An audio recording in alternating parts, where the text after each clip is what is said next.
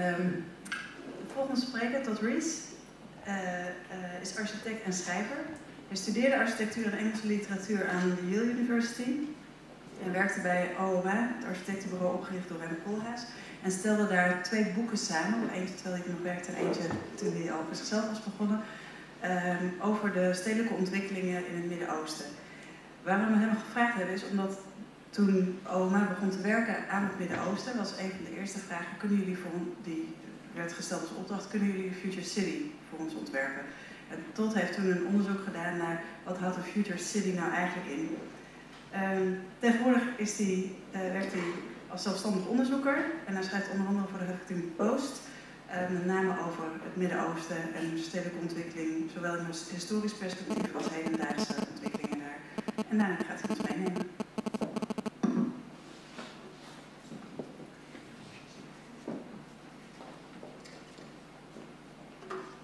En ik moet mijn excuses aanbieden dat ik wel in Engels zal praten. Ik woon al lang in Amsterdam, maar ik vind mijn Nederlands nog niet goed genoeg om zo'n lezing in het Nederlands te doen. Dus mijn excuses daarvoor.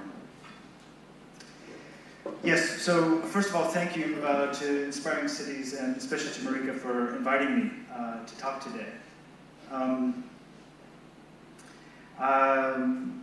I have to warn you that I've been asked to talk about the history of the future, and usually one thinks of terrific images as we just saw.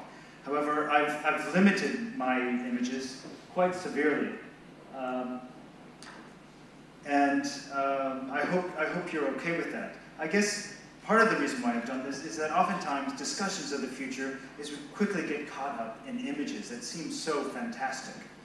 And tonight I'm hoping that we can at least consider the ideas behind them, and perhaps more importantly, to find the seeds of actually what we call the future. This is a book that I found in a library in Amsterdam. It's about this tall, and it's called Utopia.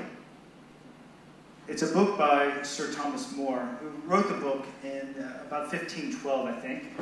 This publication came out about 100 years after Thomas More's first publication. He titled the book Utopia. We've all heard the word. Thomas More coined the word. He created the word. He made the word based on using some of his classic language, and the discussion is whether he meant it to be a no place or a good place. Or maybe it was kind of a joke between the two, that a good place is simply not here. I think it's also important to understand the moment when Sir Thomas More was writing this book, Utopia. I think one thing one must consider when thinking about the future is that the discussion of the future actually probably says a lot more about the present than it does about the future. And that certainly is the case for More's book. More wrote the book at the beginning of the 16th century. This is a very significant point of time in his hometown, London. This was a time in London when the city was finally coming together as a large congregation of several different kinds of towns. And it was a city controlled by commerce. For Thomas More, being a good Christian, this meant that it was a city condemned to greed and to materialism. But it was this greed and materialism that was actually kind of exploding our visible horizons, at least for Great Britain and for Europe. That being, London was opening up the world to something beyond Europe. And that also meant a certain kind of testing of the Christian-centric understanding of the world. But somehow, this world of London that Sir Thomas More was hoping to defeat was also being created by that very world, that ability to move beyond London. So in the book of Utopia, More's hero takes sail. And this is not a story of going into the future, this is a story of moving in space. But I also think that's important to note, that at this point, it's not really a discussion of future, because future is actually something that we begin to consider more in modern times. In any case, he takes sail and he finds this island, or maybe it's a continent, called Utopia.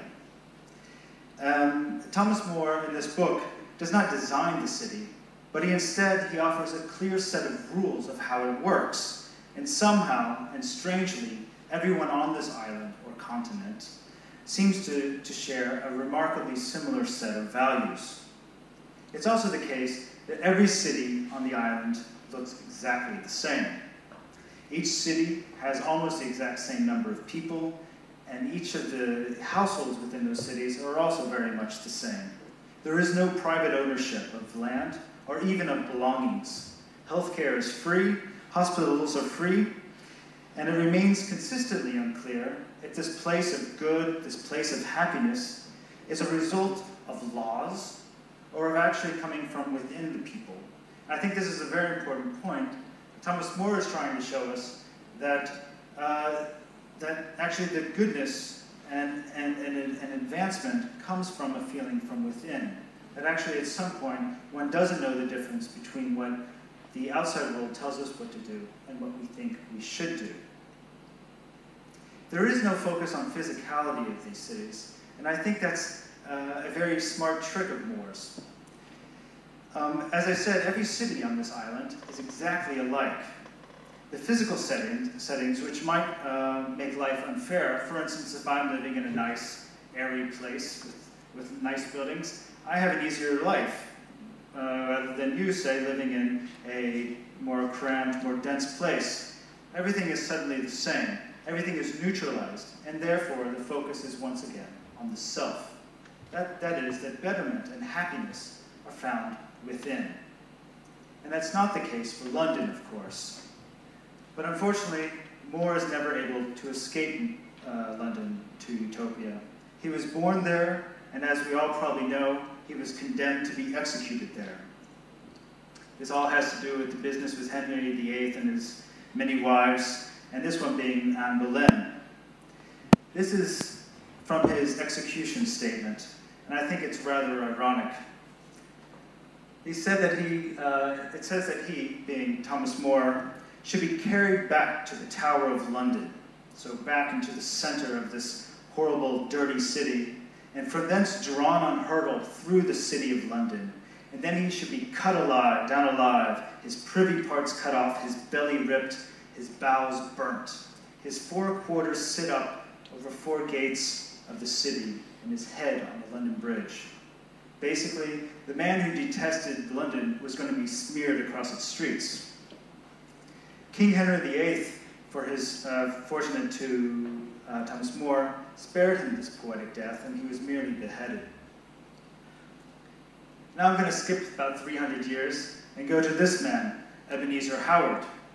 Ebenezer Howard, like Thomas More, wrote a book about departing from London. But this time, he's talking about the future, and by no means is he being poetic. He's very serious. And like More, London was not only the place where he was born, it was also the place where he would die, a very frustrated man. He wrote a book called The Garden Cities of Tomorrow. It was published for the first time in 1894, and I would argue it is perhaps the most important book ever written about cities. It's also the most misquoted and misunderstood book, and it's often a book that planners and designers often like to distance themselves, and the ones who do it the most are actually the ones who end up mimicking it the most. In some ways, much of the DNA of urban planning lies within the pages of this book. You can find it in the green lawns of Frank Lloyd Wright's Broadacre City, which I think we're going to see later tonight. You can also find it in Constance, New Babylon, which we will also see, I believe. In these pages, Howard assembles the tools of an urban thinker. And whereas More relied on a morality to make his point, Ebenezer Howard gives us a financial reason for pursuing his garden cities. He claims that it is obviously easier and usually far more economical to make out of fresh material a new instrument than to patch up and alter an older one. Now we all know that this is the ultimate modernist slogan. We all deal with this slogan every day of our lives, a kind of fighting in ourselves whether to buy or to keep something. But like Thomas More, Howard is obsessed with leaving London. Earlier in his life, he had tried to leave London. He left for the United States, in fact, to become a frontiersman, to start a farm in the US. It failed somehow, and he found himself back in London, looking for a job. But nevertheless, he found himself still writing about towns and about countryside. But his drawings portrayed a true modernist. This is just one of the many drawings associated with his work. Ebenezer Howard, I'd like to stress, was not an architect, and he was not a planner. In fact, the urban planning profession didn't exist yet. His book would generate such a profession. Howard draws Platonic forms, and he draws straight lines. The city, in Howard's opinion, is a place that needs to be reduced. It needs to be reduced to comprehensibility and to legibility. We have to be able to read the city. You look at this image and you can quickly start to gather what he means. Howard's garden cities, and each of those discs is supposed to be a garden city. In the book, he sometimes says that, not going to say how many people in each one, but he often says something between 32,000 and 35,000 people in each one. And in these cities, things and people exist because they follow rules. They follow rules provided by the planner. As opposed to the uninhibited city, like London, the town could be understood by its residents, but more importantly, it could be understood by its makers and by its measurers. Not because it was a natural setting, but in quite the opposite. It was an unnatural setting. It was scripted. It was written. And just as Thomas More's departures from London is reliant upon the dirty ports of London, Howard's garden cities are also reliant upon the grit and the grime of the manufacturing of the city of London. Without this city that had produced the Industrial Revolution, Thomas More could not have created these cities. So Howard's assertions and his manipulation of modernity are at a crucial moment. And this is a moment, and I think this is very important to stress, where humanity finds itself where it doesn't need to find betterment from within, it can find it from without. Betterment suddenly is gained through technology. It can be consumed, it can be purchased, it can be passively accepted. And here begins our affair with the future. The project of modernity is essentially an optimistic one, and it's a forcefully optimistic one. Once we accept it, we have to be optimistic.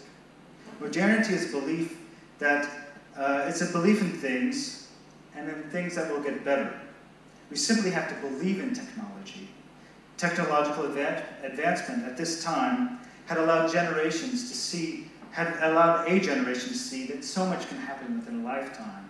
At this point, seeing is indeed believing. Ebenezer Howard's Garden City would not really get the attention he wanted to get. And it would take actually something much greater than him to make it actually happen. It would take the German Luftwaffe's bombing of London to get London's attention on these matters. The Luftwaffe's epic bombing of British cities, and mainly London for this argument, was not at all about urban warfare. It was simply a sloppy exercise in technology. The technology simply wasn't good enough for the Luftwaffe force to hit what it wanted to. It was not about hitting great densities of people and of wealth and of power. It was really about getting the outskirts of town, the harbors and the factories. They simply missed the target. So finally, modernity had a great opportunity. It could finally blame the bad guy for what had gone on before. Modernity at this point could re-emerge as the provider of betterment, even if modernity was both the cause and the remedy of the situation. London had to be saved, and its salvation would be based on a faith in science and measurement. The 1944 County of London Plan had everything to thank, had every reason to thank Ebenezer Howard for his work. This is an image from the County of London Plan, kind of gathering up the gusto to say, yes, This is why we need the County of London Plan. It's essentially a community of rebuilding. Of course, it really wasn't necessary for everyone to be involved. The man behind the County of London Plan was perhaps one of the first planners we've ever known, Sir Patrick Abercrombie. His plan called for an endlessly detailed calculation of the city. Everything had to be measured and everything had to be controlled as a means for predicting the future. And in fact, the plan wasn't so much about the future, it was actually more about bringing London back to some kind of ideal past, perhaps before a kind of sudden surge in population in the 1920s. Abercrombie's plan, however, for London didn't really change London all that much. A lot happened in the time. Unfortunately, we can't get into it this evening. But nevertheless, the plan itself had an amazing kind of effect on how we see cities. Essentially, Mr. Abercrombie taught us that yes, we can believe that we can control cities and we believe we can measure them. The reparations for London involved the making of what we've come to know as new towns. Sorry, before I get into the new towns, this was a kind of diagram from the plan. And you can see where they've taken London and broken it, whereas Ebenezer Howard is using discs, Abercrombie at this point is using some kind of blob. The city has to be suddenly deconstructed and brought back to the kind of the scale of towns. And in this way, it doesn't necessarily become archaic, it actually becomes profoundly modern because it can be measured. And beyond the City of London, the plan called for what came to be known as new towns. I don't know if this has you can see the discs, very similar to the ones of Ebenezer Howard, happening outside of the city. This was a control mechanism. The new towns were in fact a way of disintegrating the city. They were essentially anti-city. So any sort of need for growth, any sort of need for industrial expansion had to happen within these bounds and not within the rest of the city, which is to the south. And I think this notion of new town is perhaps one of the greatest exports of Great Britain. It's been sold around the world, including in the Netherlands. If you go find this county plan, which is in the University of Amsterdam Library, Bijzondere de Collecties, you'll find a stamp on the inside of the cover. And it's a stamp that says that the book is a gift from the British government to the Dutch government, essentially saying, this is how you do it. But it wasn't only sold to the Netherlands. It was sold, of course, to the former colonies of Great Britain. It was also sold to the cities of booming populations in Africa and Asia. And used as a formula, essentially, to stanch cities from actually growing. And I believe these ideas that fundamentally begin with Ebenezer Howard, still continue to control the way we see the future today.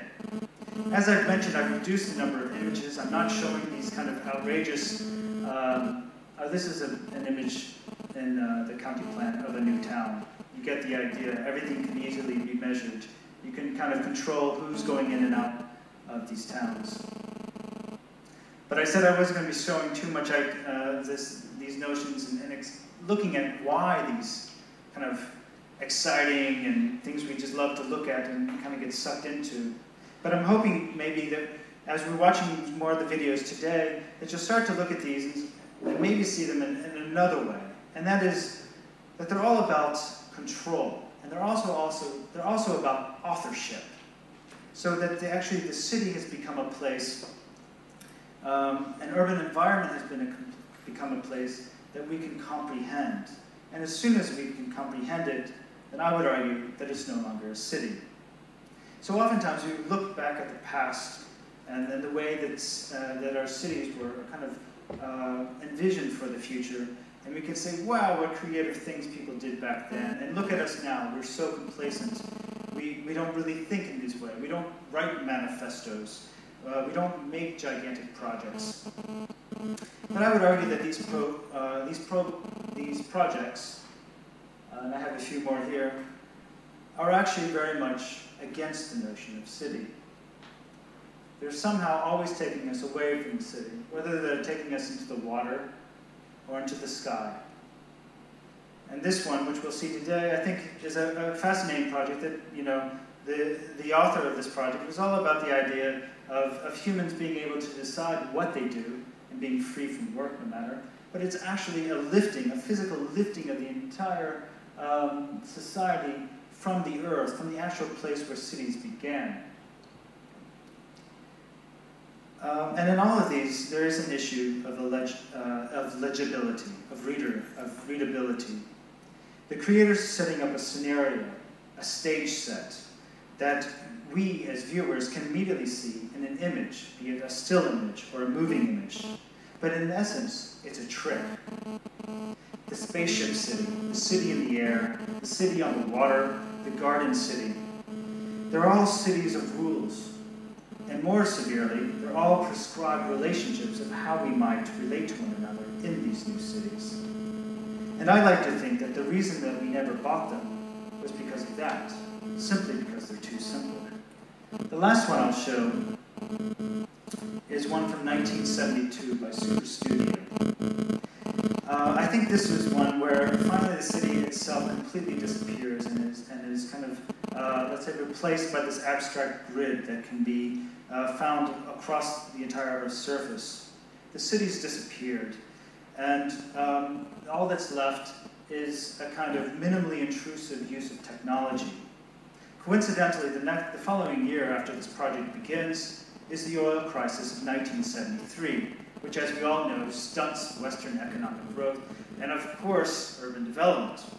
It brings us into the 1970s, which is a kind of weird dark ages of the cities. It was also a moment of planning, the crisis for the planner. The planner was suddenly the big bad monster. What rises from the 1970s is an approach to the city that I would like to call is how I learned to love the city. It was often kind of motored through the 70s by a book that actually came out in 1961 called The Death and Life of American Cities. I'm not saying that this is, I could easily give you a whole lecture on what irritates me about this book.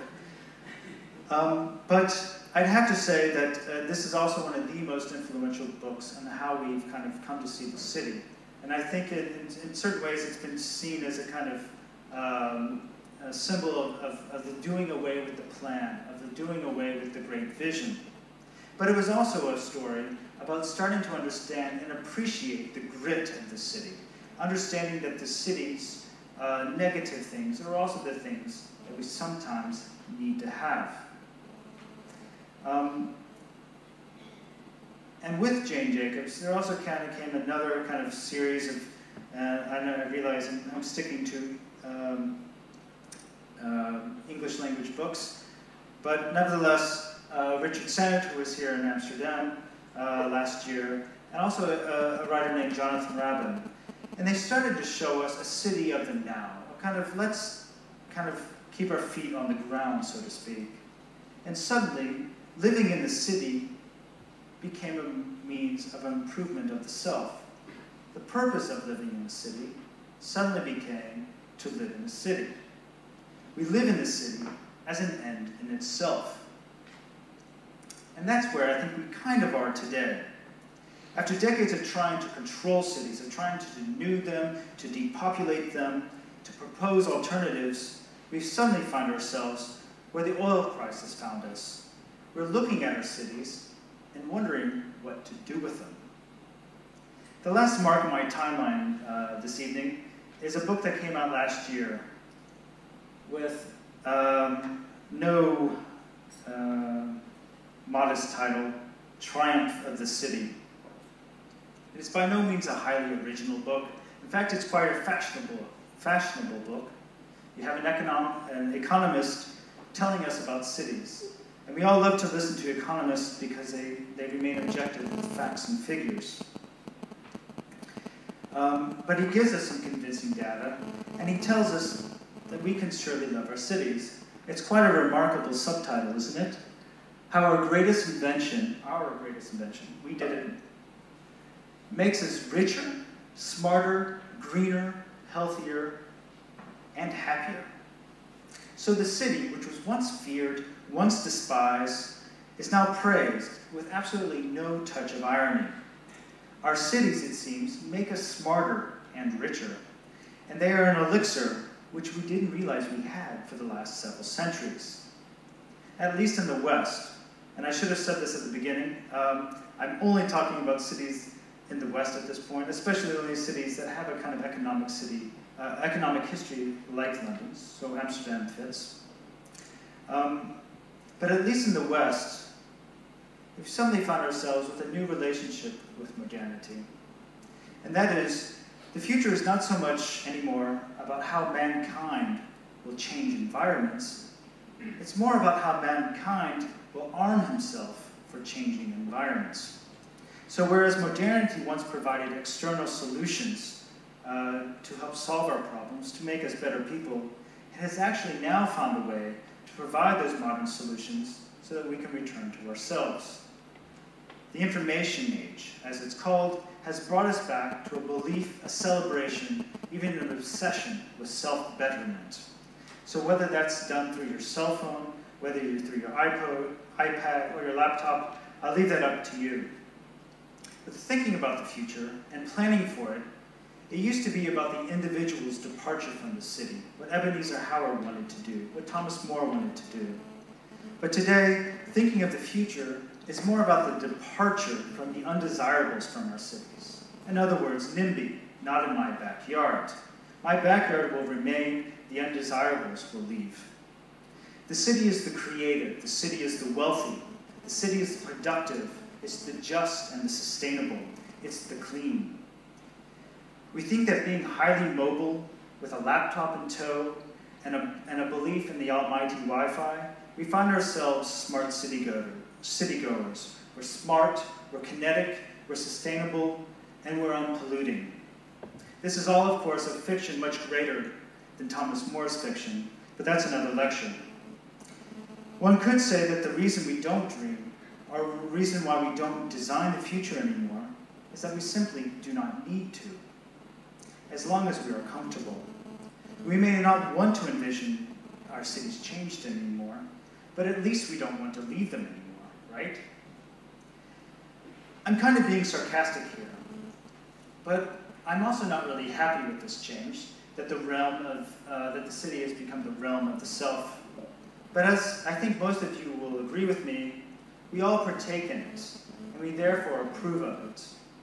So in a weird way, we've learned to tame the beast of the city by simply being complacent about it. We've learned simply to accept it. And in the process, we have put the future of these cities somewhere else beyond the physical. Somehow, we've returned to St. Thomas More City. Thanks.